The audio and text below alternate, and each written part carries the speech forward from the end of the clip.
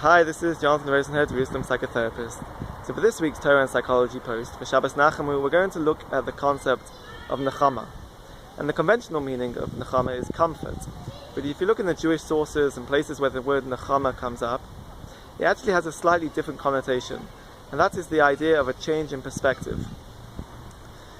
In psychology, in the situations of psychological stress, if a person is able to take on an adaptive outlook and change the perspective, then this is a vital part of being able to move on and progress.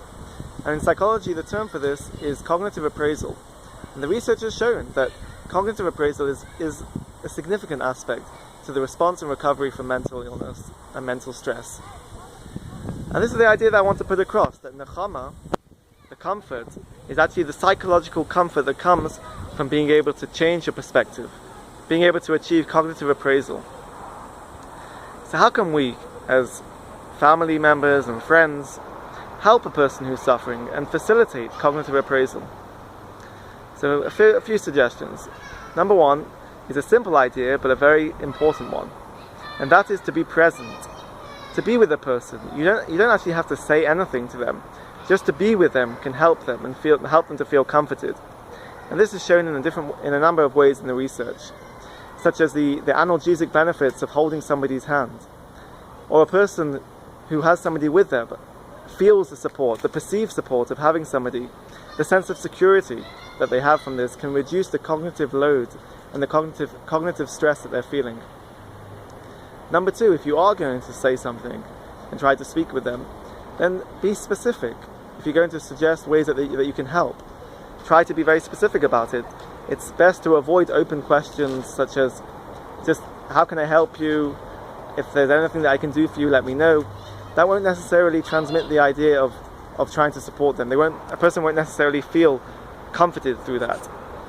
You can say things such as, can I help you with this? Or can I help you with that? X, Y, and Z. Specific examples to try to work out exactly how you can be of a support and help to a person who's suffering.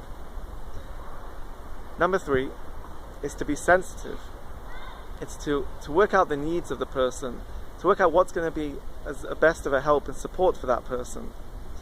And this relates to the idea of meaning making, which in psychology is a vital part of being able to recover from mental stress, to find meaning in the suffering.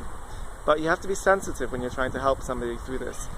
And that would mean not necessarily imposing your own spiritual, religious, or moral values onto a person. Ideas such as only the strongest are tested through suffering, or suffering makes you stronger, and the concept of sadik baralo. These are all legitimate ideas, but a person has to come to them in their own time, in their own way. They're suffering. They are suffering right now. And these suggestions might be inappropriate or insulting to them. They'll find meaning in their suffering, but in their own way and in their own time. So cognitive appraisal is a process that will help a person to not get stuck in the past, to be able to live in the present moment, and to move on into the future in a healthy way.